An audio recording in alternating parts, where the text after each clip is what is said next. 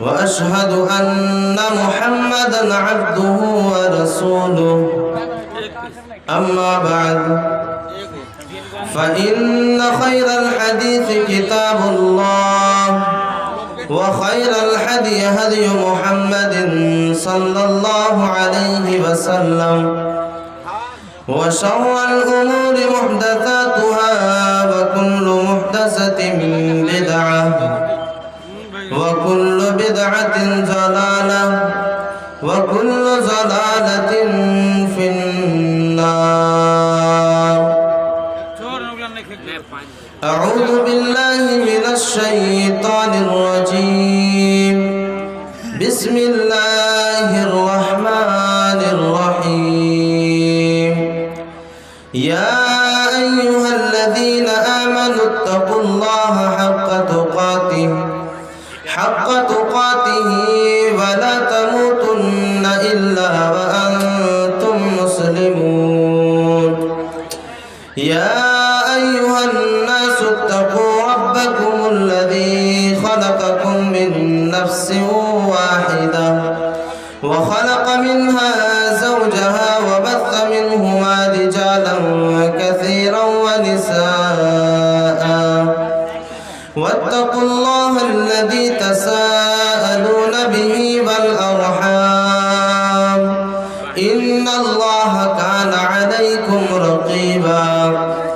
يا أيها الذين آمنوا اتقوا الله وقولوا قولا سديدا يصلح لكم أعمالكم ويغفر لكم ذنوبكم ومن يطع الله ورسوله فقد فاز فوزا عظيما.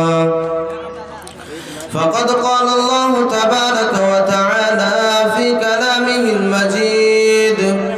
والفرقان الحميد. بسم الله الرحمن الرحيم. وإذا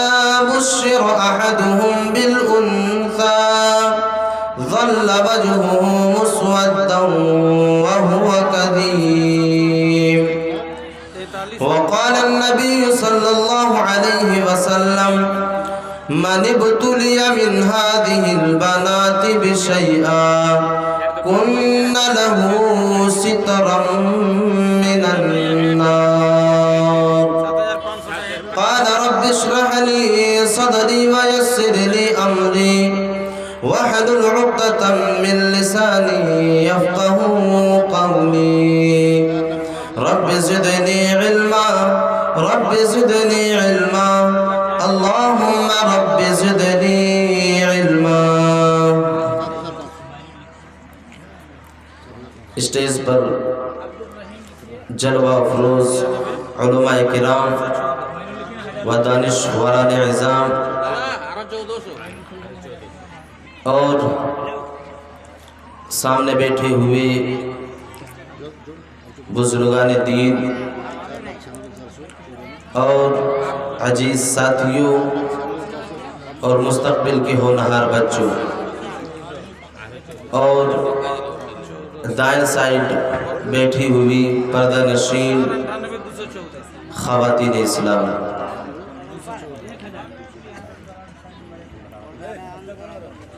یہ جلسہ جو ہے مسجد کے تعمیر کی مناسبت سے انعقاد کیا گیا ہے.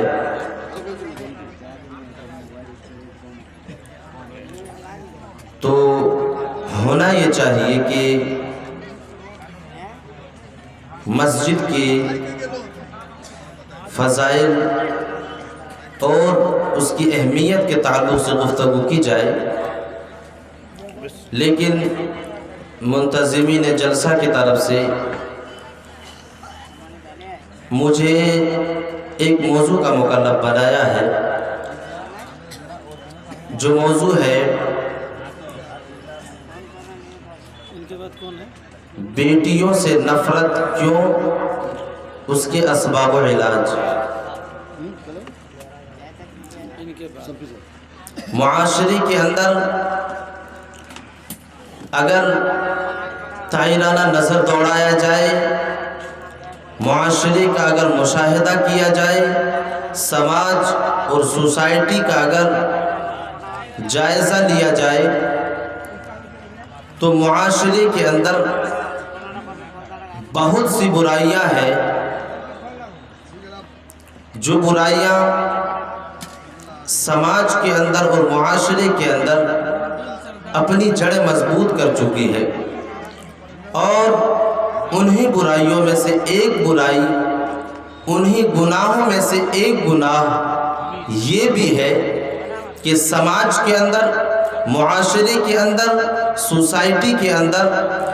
یہ ایک وبا بھی پھیلی ہوئی ہے کہ لوگ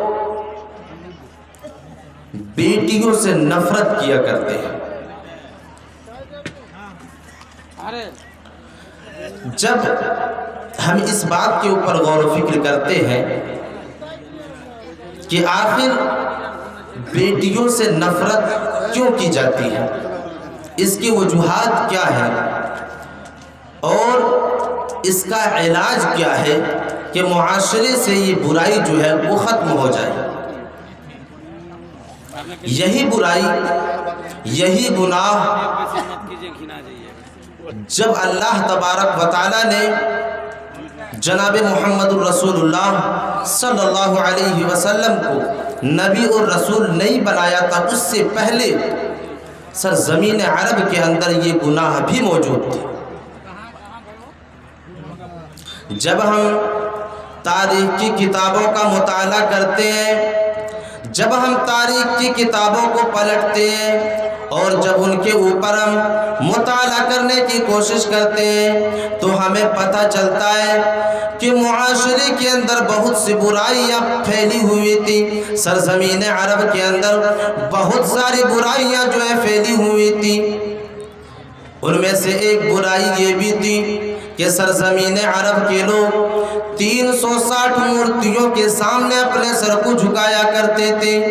سرزمین عرب کے لوگ جو ہے 360 دیوی دیوتاؤں کے سامنے اپنے سر کو جھکایا کرتے تھے اور ان کے سامنے جو ہے سجدہ کیا کرتے تھے۔ اور انہی برائیوں میں سے ایک برائی یہ بھی تھی کہ سرزمین عرب کے اندر جوا کا بول بالا عام تھا، شراب و نوشی عام تھی، زنا کا جو بول بالا ہے وہ بھی عام تھا۔ یہ ساری کی ساری برائیاں سرزمین عرب کے اندر موجود تھی، اور انہی برائیوں میں سے ایک برائی یہ بھی تھی کہ سرزمین عرب کے اندر لوگ اپنی بچیوں سے نفرت کیا کرتے تھے، بیٹیوں سے نفرت کیا کرتے تھے۔ اس کا نقشہ جو ہے اللہ تبارک و تعالیٰ نے قرآن مجید کے اندر یوں کھینچا ہے، وَإِذَا بُشِّرَ أَحَدُهُم بِالْأُنثَىٰ۔ اللہ تبارک و تعالیٰ قرآن مجید کے اندر اس کا نقشہ یوں کھینچ رہا ہے، وَإِذَا بُشِّرَ أَحَدُهُم بِالْأُنثَىٰ، جب ان میں سے کسی کو بیٹی ہونے کی خوشخبری دی جاتی، جب ان میں سے کسی بھی انسان کو یہ خبر دیا جاتا تھا کہ تمہارے گھر میں بیٹی کی پیدائش ہو گئی ہے، تمہارے گھر میں جو ہے بیٹی نے جنم لے لیا ہے، جب ایک انسان کو اس بات کی خبر دی جاتی تھی، وَإِذَا بُشِّرَ أَحَدُهُم بِالْأُنثَىٰ ظَلَّ وَجْهُهُ مُسْوَدًّا وَهُوَ كَظِيمٌ، جیسے ہی ان کی کانوں سے یہ خوشخبریاں ٹکراتی تھی، جیسے ہی ان لوگوں کے سامنے یہ خوشخبری جو ہے سنایا جاتا تھا، فوراً اس کے چہرے جو ہیں، ان کے چہرے کے جو رنگ ہوئے وہ بدل جایا کرتے تھے، ان کے چہرے جو ہیں وہ سیاہ ہو جایا کرتے تھے۔ وَإِذَا بُشِّرَ أَحَدُهُم بِالْأُنثَىٰ ظَلَّ وَجْهُهُ مُسْوَدًّا وَهُوَ كَظِيمٌ، ان کے چہرے جو ہیں وہ سیاہ ہو جایا کرتے تھے۔ يَتَوَارَى مِنَ الْقَوْمِ مِنْ سُوءِ مَا بُشِّرَ بِهِ، جیسے ہی ان لوگوں تک یہ خوشخبری پہنچتی تھی، یہ خبر پہنچتا تھا کہ میرے گھر میں تو بیٹی نے جنم لے لیا ہے، میرے گھر میں تو بیٹی کی پیدائش ہو گئی ہے، تو وہ لوگ ہمارے شرم کے اپنے قوم کے لوگوں سے اپنے چہرے کو چھپا کر کے جو ہے سماج کے اندر نکلا کرتے تھے۔ میرے عزیز ساتھیوں، مفسرین یہاں تک تذکرہ کرتے ہیں کہ جب وہ انسان اپنے گھروں سے بازار کے لیے نکلا کرتے تھے تو وہ جو ہے اپنے چہرے کو چھپا چھپا کر کے بازاروں کی طرف نکلا کرتے تھے، اور اس ڈر سے بازاروں کی طرف اپنے آپ کو جو ہے بچا کر کے گزرا کرتے تھے کہ کہیں سماج کے لوگ مجھے دیکھ نہ لے، اور کہیں یہ تانا نہ مارنے لگے، کہیں یہ تانا نہ دینے لگے کہ دیکھو اس کے گھر میں تو بیٹی نے جنم لے لیا ہے، اس کے گھر میں تو بیٹی کی پیدائش ہو گئی ہے۔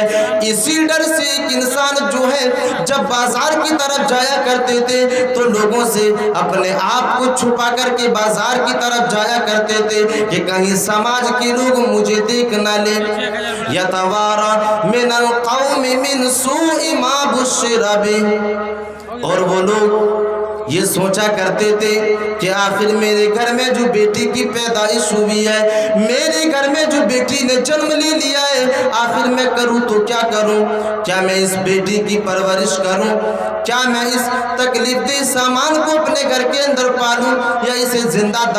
زمین کے اندر درگور کر دوں؟ ام یدسہ فی التراب، اس کی پرورش کروں یا اسے زمین کے اندر زندہ درگور کر دوں؟ میرے عزیز ساتھیوں، مفسرین لکھتے ہیں کہ وہ لوگ یہ فیصلہ کر لیا کرتے تھے الا ساء ما یحکمون، اور وہ لوگ یہ فیصلہ کر لیا کرتے تھے کہ ہم اس کی پرورش نہیں کریں گے، ہم اس کو اپنے گھروں کے اندر نہیں پالیں گے، ہم اس کی پرورش نہیں کریں گے،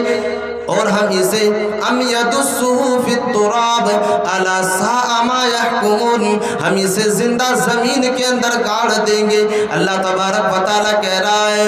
الا ساء ما یحکمون، کہ وہ لوگ کتنا برا فیصلہ کرنے والے تھے کہ وہ یہ فیصلہ کر لیا کرتے تھے کہ ہم اپنے بچیوں کو جو ہے زندہ زمین کے اندر گاڑ دیں گے، اور ایسا کرتے بھی تھے،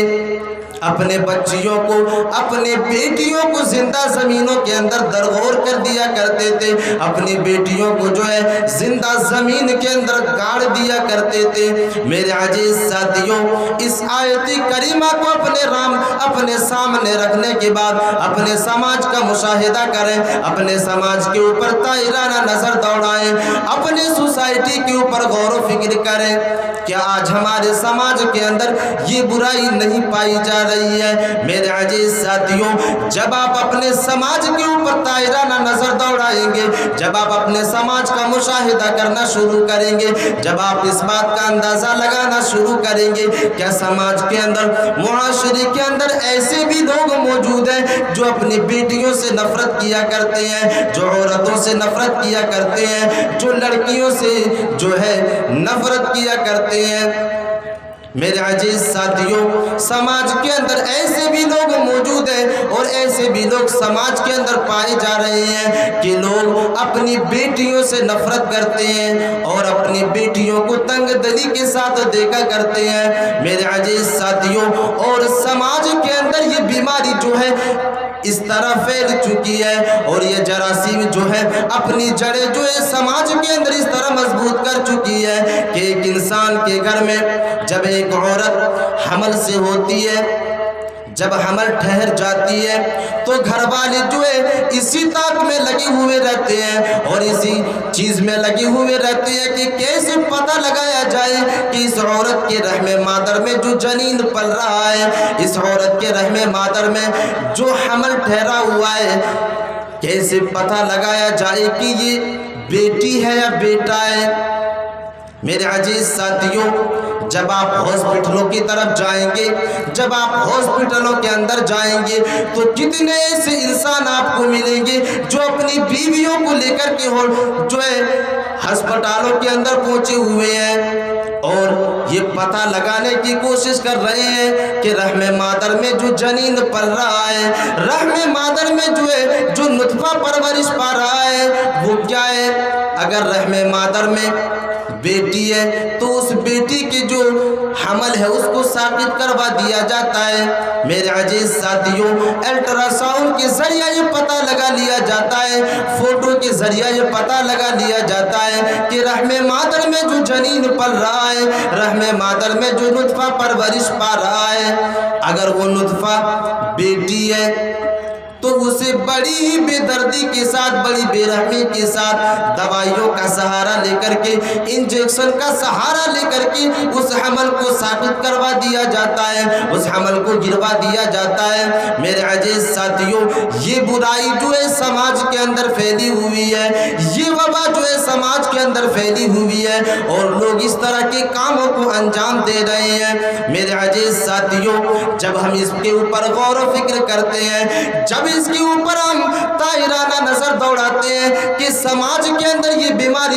जो है वो कैसी फैली हुई है। आखिर एक इंसान बेटियों से नफरत क्यों करता है? आखिर एक इंसान जो है अपनी बेटियों की परवरिश क्यों नहीं करना चाहता है? मेरे अजीज साथियों, जब आप इसका अंदाजा लगाना शुरू करेंगे, जब आप इस सवाल का जवाब ढूंढना शुरू करेंगे, तो आपको पता चलेगा कि एक इंसान अपनी बेटी की परवरिश क्यों नहीं करना चाहता है। एक इंसान अपनी बेटी की परवरिश क्यों नहीं करना चाहता, अपनी बेटियों से नफरत क्यों करता है? तो इसके पीछे एक रीज़न है और वो रीज़न ये है कि बेटियों की शादियों में आने वाली जो परेशानियां हैं और जो जहेज के वक्त जो मोटा रकम लिया जाता है, जिसकी वजह से एक इंसान जो है अपनी बेटियों से नफरत करता है। मेरे अजीज साथियों, अल्लाह के नबी सल्लल्लाहु अलैहि वसल्लम ने जिन बेटियों के बारे में फरमाया कि अगर किसी इंसान ने एक बेटी की परवरिश की, अगर किसी इंसान ने इस दुनिया के अंदर 2 बेटी की परवरिश की, अगर किसी इंसान ने इस दुनिया के अंदर 3 बेटी की परवरिश की और उसने उसको बेहतरीन तालीम दिलाने के बाद उसका निकाह जो है बेहतरीन घराने के अंदर करा दिया, अल्लाह के नबी सल्लल्लाहु अलैहि वसल्लम फरमाते हैं कि जब वो इंसान इंतकाल कर जाएगा तो मेरे साथ वो इंसान जन्नत में इस तरह होगा जिस तरह ये 2 उंगलियां आपस में एक साथ मिले हुए हैं। मेरे अजीज साथियों, अल्लाह के नबी सल्लल्लाहु अलैहि वसल्लम ने बेटी की परवरिश करने वाले इंसान के बारे में जो है ये मुद्दा सुनाया है। बेटी की परवरिश करने वाले के बारे में अल्लाह के नबी सल्लल्लाहु अलैहि वसल्लम ने ये खुशखबरी सुनाई है कि जो इंसान इस दुनिया के अंदर अपनी बेटी की परवरिश करने के बाद, जो इंसान इस दुनिया के अंदर अपनी बेटी की परवरिश करने के बाद उसका निकाह अगर बेहतरीन घराने के अंदर करा दिया, उसका निकाह जो है बेहतरीन घराने के अंदर करा दिया, तो वो इंसान जो है कल क़यामत के दिन जब अल्लाह तबारक व तआला के सामने जाएगा, तो वो इंसान जब जन्नत के अंदर जाएगा तो वो इंसान जन्नत में मेरे साथ जो है इस तरह होगा जिस तरह आपस में ये 2 उंगलियां मिली हुई है। इस तरह एक इंसान जो है मेरे साथ जन्नत में होगा जिसने इस दुनिया के अंदर अपनी बेटी की परवरिश जो है सही ढंग से किया। तो ये खुशखबरी अल्लाह के नबी सल्लल्लाहु अलैहि वसल्लम ने उस इंसान के लिए सुनाई है जो इंसान इस दुनिया के अंदर अपनी बेटी की परवरिश करते हैं और उसका निकाह बेहतरीन घरानों के अंदर करा दिया करते हैं। मेरे अजीज साथियों, इतनी बड़ी खुशखबरी के बावजूद, इतनी बड़ी खुशखबरी सुनने के बावजूद भी आखिर एक इंसान इस दुनिया के अंदर अपनी बेटी की परवरिश क्यों नहीं करना चाहता है, अपनी बेटी को इस दुनिया के अंदर क्यों पालना नहीं चाहता है? मेरे अजीज साथियों, रीज़न यही है कि शादी के वक्त जो है इंसान इतने जहेज का मुतालबा कर देते हैं और शादी के अंदर इतने रसूमात जो है शामिल कर दिया गया है कि एक इंसान जो है डर जाता है। बेटी की परवरिश करने से पहले एक इंसान के जिस्म के अंदर ये खौफ तारी हो जाता है कि मेरे घर में तो बेटी की पैदाइश हो गई है। जैसे ही एक इंसान के घरों में बेटी की पैदाइश होती है, एक इंसान जो है डर जाता है, सहम जाता है कि मेरे घर में तो तकलीफ दे सामान ने जन्म ले लिया है, आखिर में इतने अखराजात होने वाले पैसे को मैं कहां से लाऊं? शादियों के वक्त इतनी परेशानियां होने वाली है, उन परेशानियों को कैसे बर्दाश्त करूंगा? शादी के वक्त जहेज का मुतालबा होगा, हम जहेज की रकम को कहां से लाएंगे? मेरे अजीज साथियों, आज समाज के अंदर जहेज को इतना बढ़ा दिया गया है और समाज के ठेकेदारों ने जो है जहेज को इतना बढ़ावा दे दिया है कि एक गरीब बाप जो है मजबूर हो जाता है भीख मांगने के लिए। मेरे अजीज साथियों, जहेज को इतना बढ़ा दिया गया है, इतना बढ़ा दिया गया है कि एक बाप बेचारा जो है भीख मांगने पर मजबूर है और वो ये कहकर के लोगों के सामने अपने हाथों को फैला रहा है, लोगों के सामने अपने गरीबान को जो है फैला रहा है कि लोगों कुछ रुपया दे दो, कुछ पैसा दे दो ताकि मैं अपनी बेटी की शादी कर सकूं। मेरी बेटी जो है जवान हो चुकी है लेकिन मेरे पास इतना रुपया नहीं है, मेरे पास इतना माल नहीं है, मेरे पास इतनी दौलत नहीं है कि मैं उसकी शादी कर सकूं। मेरे अजीज साथियों, एक इंसान जो है लोगों के सामने अपने हाथों को फैलाते हुए घूम रहा है और लोगों से मुतालबा कर रहा है, जहेज के पैसे को इकट्ठा करने के लिए जहेज का मुतालबा कर रहा है। मेरे अजीज साथियों, कितने ऐसे लोगों को तो मैंने अपने नजरों से देखा है कि दूसरों के पास जो है रोने पर मजबूर है, अपने टुकड़े सुनाते हुए वो इंसान रोना शुरू कर देता है। वो इंसान जो है अपनी लाचारी को बताते हुए, अपनी जो है बेबसी को जाहिर करते हुए एक इंसान जो है रोना शुरू कर देता है। मेरे अजीज साथियों, एक इंसान कहता फिरता है कि बेटे के बाप ने और बेटे के बाप ने इतना जहेज का मुतालबा कर दिया है, उस फकीर ने इतना जहेज का डिमांड कर दिया है कि मेरे पास तो इतनी दौलत ही नहीं है, इसलिए मैं दूसरों की चौखट पर जो है अपनी जो है हाथों को रगड़ रहा हूँ, दूसरों के सामने अपने हाथों को फैला रहा हूँ। मेरे अजीज साथियों, आज मुआशरे के अंदर जो ये वबा फैली हुई है कि एक इंसान बेटियों से नफरत करता है, इसकी सबसे बड़ी वजह ये है कि मुआशरे के अंदर जहेज का जो रस्म है ये इतना बढ़ा दिया गया है कि एक इंसान जो है अपनी बेटी की परवरिश करने से पहले ही एक इंसान डर जाता है। ये सबसे बड़ी रीज़न है कि एक इंसान जो है अपनी बेटी की परवरिश नहीं करना चाहता है कि शादियों में आने वाली अखराजात और शादियों में आने वाली जो परेशानियां हैं हम कैसे बर्दाश्त कर सकेंगे।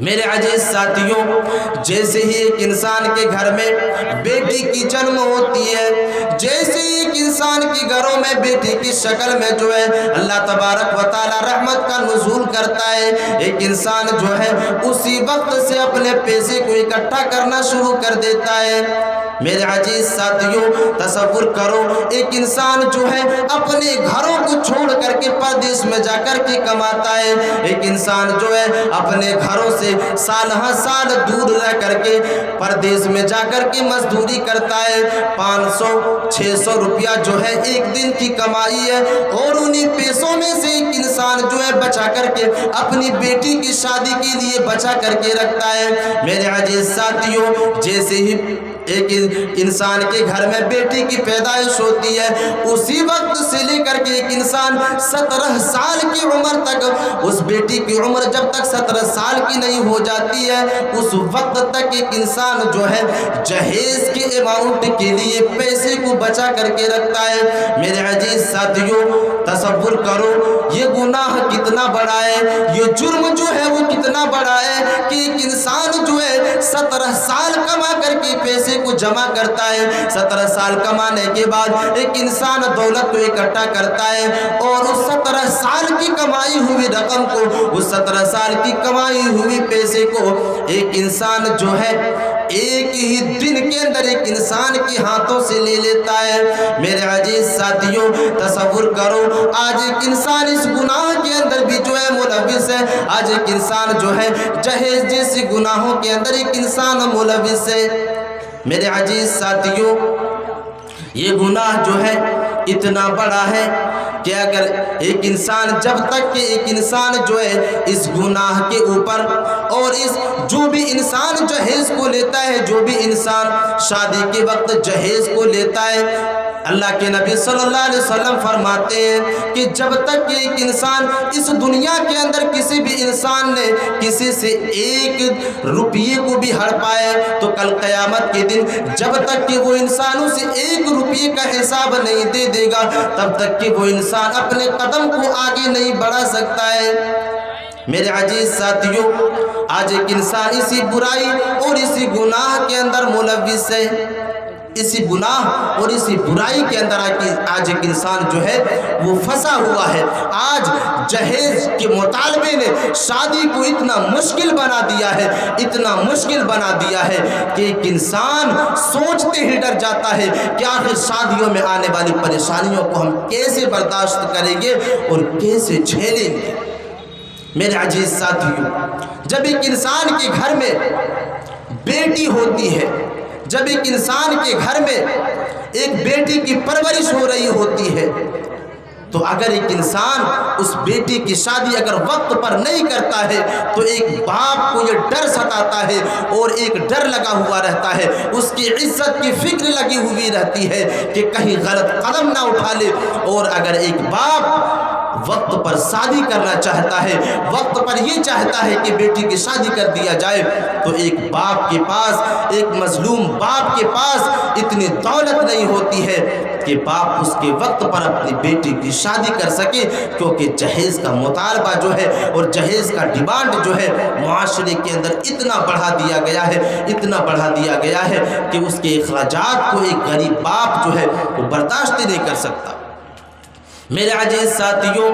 جس شادی کو سماج کے اندر اتنا مشکل بنا دیا گیا ہے، جس شادی کو سماج کے اندر اتنا تکلیف دہ سامان بنا دیا گیا ہے، جب ہم صحابہ کرام کے دور کا مطالعہ کرتے ہیں، جب ہم جناب اکرم نبی اکرم جناب محمد الرسول اللہ صلی اللہ علیہ وسلم کے دور کا مطالعہ کرتے ہیں، تو اس دور میں شادیاں اتنی آسانی کے ساتھ ہو جایا کرتی تھی، اتنی آسانی کے ساتھ ہو جایا کرتی تھی کہ اگر کسی انسان کے پاس مہر دینے کے لیے ایک لوہے کی انگوٹھی بھی ہو جاتا تو وہ انسان جو ہے نکاح کر سکتا تھا۔ میرے عزیز ساتھیوں، ایک مرتبہ اللہ کے نبی صلی اللہ علیہ وسلم کے پاس ایک صحابیہ تشریف لاتی ہیں اور جناب اکرم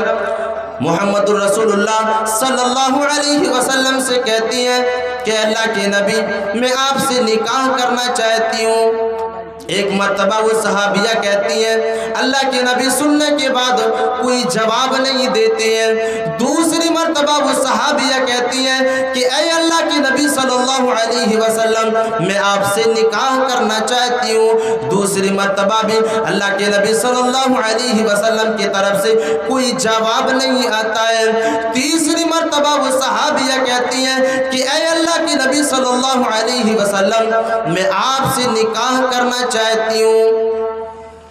اللہ کے نبی صلی اللہ علیہ وسلم تیسری مرتبہ بھی جواب نہیں دیتے۔ پاس میں ایک صحابی رسول بیٹھے ہوئے تھے، اللہ کے نبی صلی اللہ علیہ وسلم سے کہتے ہیں کہ اے اللہ کے نبی صلی اللہ علیہ وسلم، یہ عورت آپ سے جو ہے کہہ رہی ہے کہ اللہ کے نبی میں آپ سے نکاح کرنا چاہتی ہوں، اور انہوں نے 3 مرتبہ آپ سے کہہ چکا ہے کہ میں آپ سے نکاح کرنا چاہتی ہوں۔ اللہ کے نبی صلی اللہ علیہ وسلم کہتے ہیں کہ اے صحابی، مجھے تو نکاح کی ضرورت نہیں ہے، مجھے تو ابھی نکاح کی ضرورت نہیں ہے۔ وہ صحابی رسول کہتے ہیں کہ اے اللہ کے نبی صلی اللہ علیہ وسلم، آپ کو نکاح کی ضرورت نہیں ہے لیکن مجھے نکاح کی ضرورت ہے۔ اللہ کے نبی صلی اللہ علیہ وسلم کہتے ہیں کہ پھر آپ ان سے نکاح کر لیں۔ وہ صحابی رسول کہتے ہیں کہ اے اللہ کے نبی صلی اللہ علیہ وسلم، میرے پاس تو مہر میں دینے کے لیے کوئی سامان نہیں ہے۔ اللہ کے نبی سوال کرتے ہیں کیا آپ کے پاس مہر میں دینے کے لیے کوئی سامان موجود ہے، کوئی اشیاء موجود ہے؟ وہ صحابی رسول کہتے ہیں کہ اے اللہ کے نبی صلی اللہ علیہ وسلم، میرے پاس تو مہر میں دینے کے لیے کوئی سامان نہیں ہے، میرے پاس مہر میں دینے کے لیے کوئی چیز نہیں ہے۔ اللہ کے نبی صلی اللہ علیہ وسلم کہتے ہیں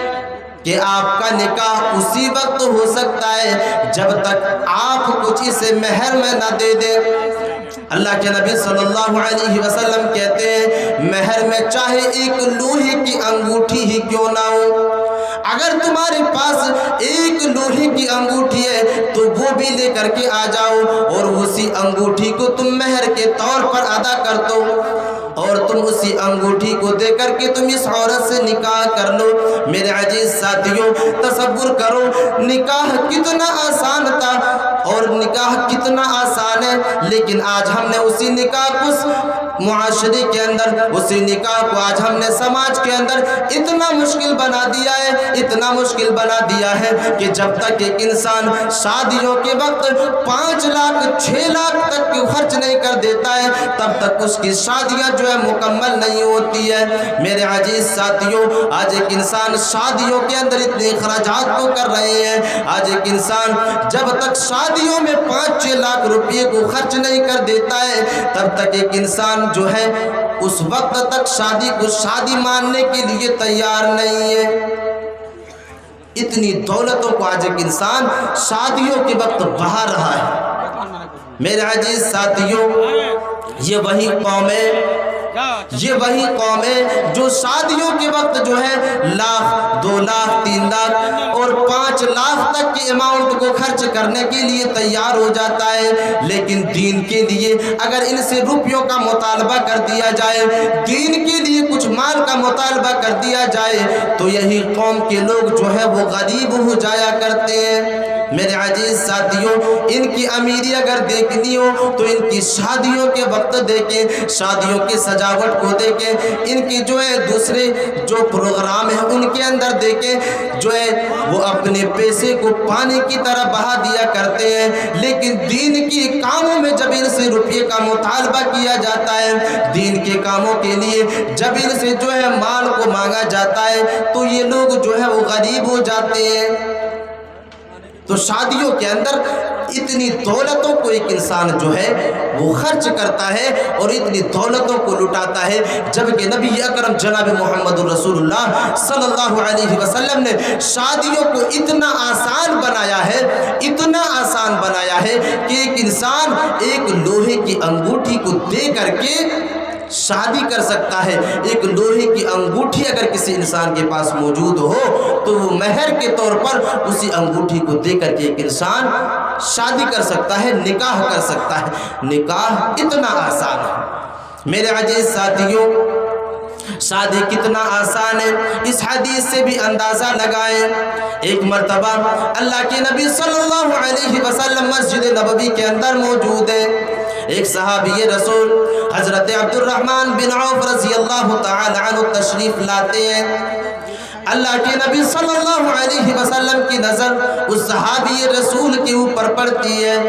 اللہ کے نبی صلی اللہ علیہ وسلم حضرت عبد الرحمن بن عوف رضی اللہ تعالی عنہ کے لباس میں، کپڑے میں ایک چھوٹی سی زردی کو دیکھتے ہیں، پیلے کلر کی ایک زردی کو دیکھتے ہیں۔ اللہ کے نبی صلی اللہ علیہ وسلم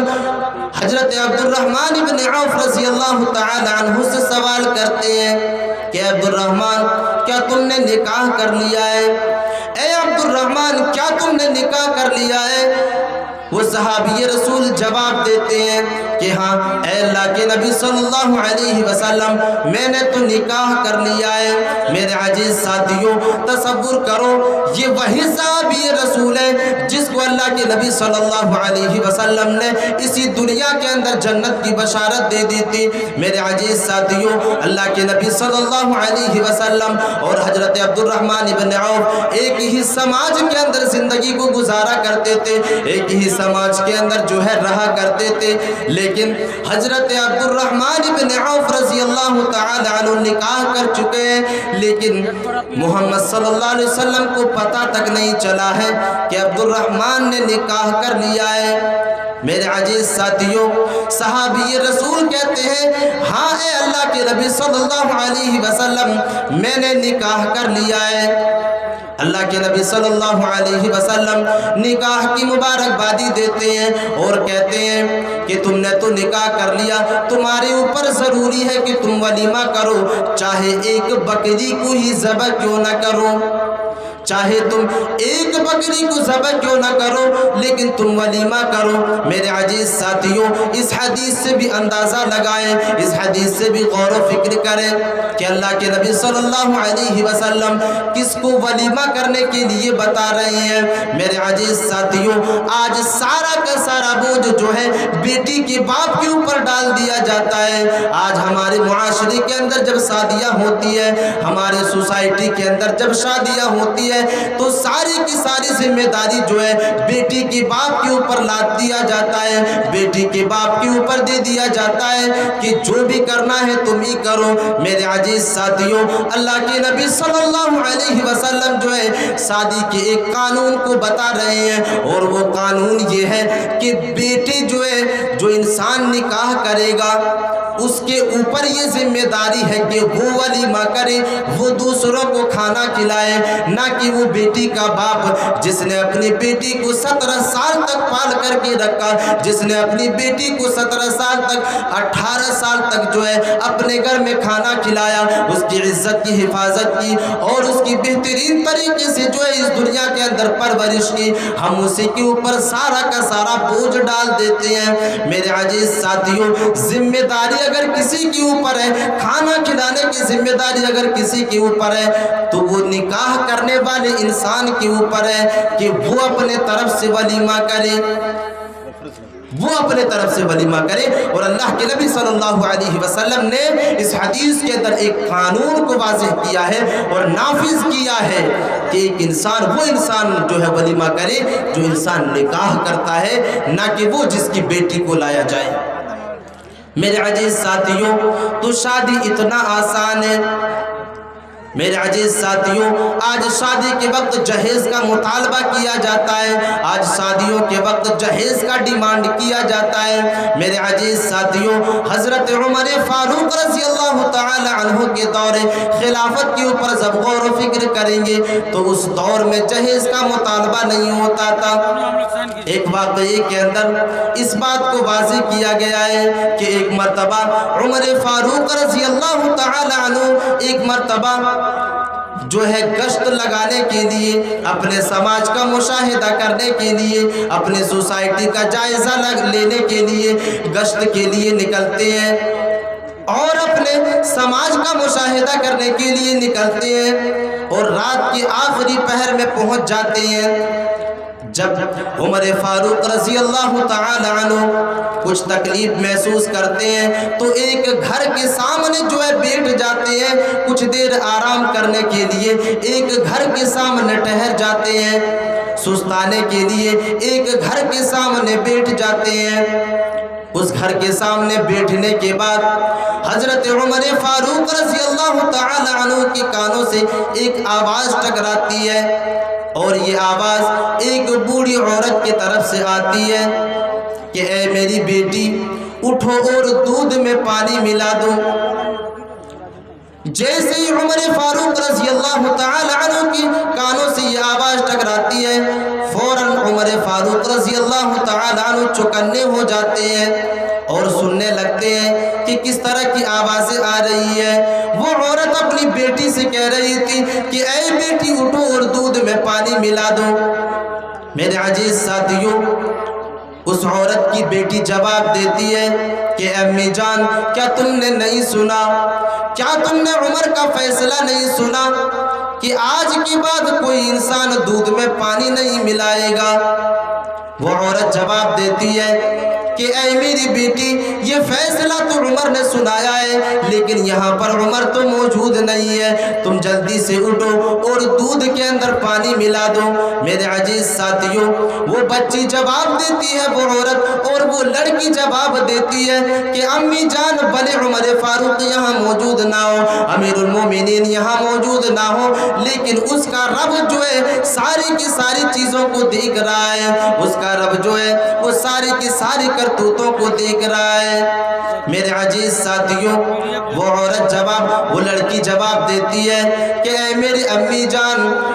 عمر کا جو رب ہے وہ تو دیکھ رہا ہے، اگر ہم دودھ میں پانی ملائیں گے تو کل قیامت کی دن اللہ تبارک و تعالیٰ کے سامنے ہمیں اس کا حساب دینا ہوگا۔ میرے عزیز ساتھیوں، اور وہ لڑکی جو ہے دودھ میں پانی ملانے سے انکار کر دیتی ہے، دودھ میں پانی ملانے سے جو ہے وہ منع کر دیتی ہے۔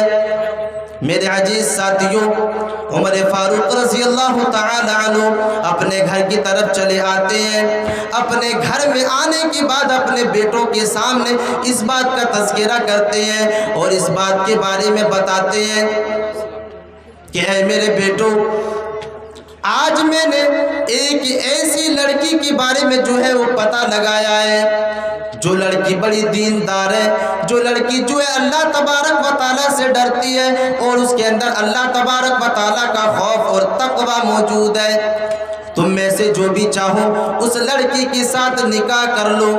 اگر تم میں سے کوئی چاہتے ہو کہ اس لڑکی سے تمہارا نکاح ہو جائے تو تم کر سکتے ہو۔ میرے عزیز ساتھیوں، امیر المومنین حضرت عمر فاروق رضی اللہ تعالی عنہ اپنے بیٹوں سے اس کا تذکرہ کرتے ہیں اور امیر المومنین جو ہے نکاح کے لیے کہتے ہیں۔ ان کے بیٹوں میں سے ایک بیٹی نے اس لڑکی سے نکاح کر لیا۔ میرے عزیز ساتھیوں، تصور کرو، اس حدیث کے اوپر بھی اندازہ لگاؤ کہ ایک انسان جب شادی کرنے کے بارے میں سوچتا ہے، جب ایک انسان شادی کرنے کے بارے میں سوچے تو سب سے پہلے کس کے اوپر غور و فکر کرے؟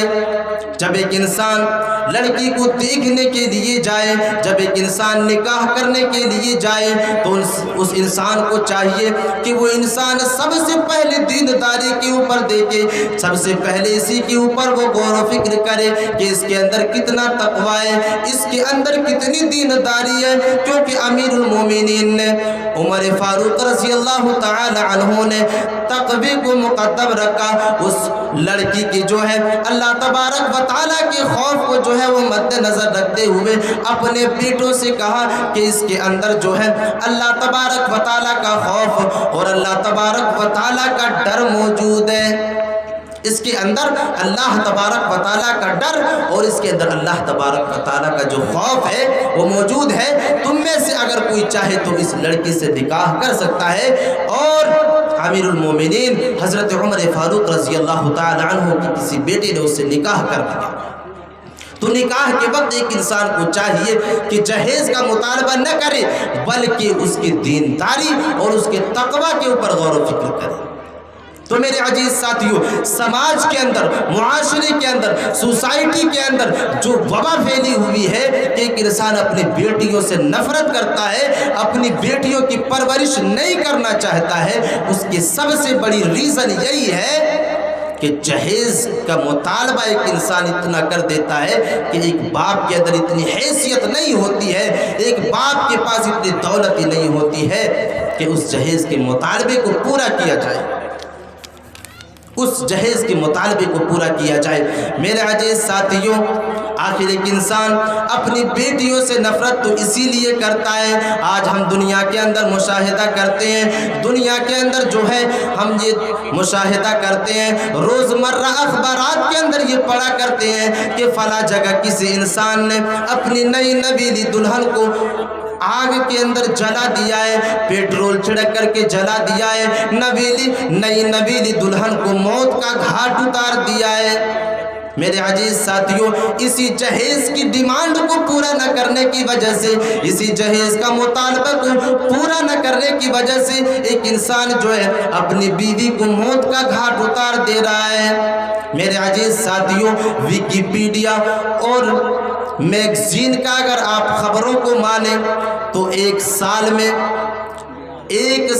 اسی ہندوستان کے اندر ایک سال میں 2500 سے زیادہ اموات اسی جہیز کے مطالبے کو پورا نہ کرنے کی وجہ سے ہوتا ہے۔ اسی جہیز کے مطالبے کو پورا نہ کرنے کی وجہ سے جو ہے 2500 کے اموات جو ہے، موت جو ہے اسی جہیز کے مطالبے کو پورا نہ کرنے کی وجہ سے جو ہے ہر سال ہوتا ہے، اسی جہیز کی ڈیمانڈ اور اسی جہیز کے مطالبے کی وجہ سے۔ تو میرے عزیز ساتھیوں، بیٹیوں سے جو نفرت کی جاتی ہے معاشرے کے اندر، اور ایک انسان بیٹیوں سے جو نفرت کرتا ہے اس کے پیچھے ریزن یہی ہے کہ ایک انسان اسی چیز سے ڈرتا ہے اور شادیوں کے وقت آنے والی پریشانیوں سے ایک انسان ڈرتا ہے، جس کی وجہ سے ایک انسان بیٹیوں کی پرورش نہیں کرنا چاہتا اور اس دنیا کے اندر بیٹیوں کا باپ نہیں بننا چاہتا۔ اسی لیے ایک انسان رحم مادر کے اندر ہی بچیوں کو مروا دیا جاتا ہے اور حمل کو ساقط کروا دیا جاتا ہے۔ اللہ تبارک و تعالی ہمیں اور آپ کو اس بھیانک گناہ اور اس مہلک گناہ سے بچنے کی توفیق عطا فرمائے۔ پروردگار عالم جس کسی انسان کے اندر بھی اگر بیٹیوں سے نفرت ہو تو اس کو محبت میں تبدیل کر دے۔ آمین۔ وآخر دعوانا الحمدللہ رب العالمین والسلام علیکم ورحمۃ اللہ وبرکاتہ۔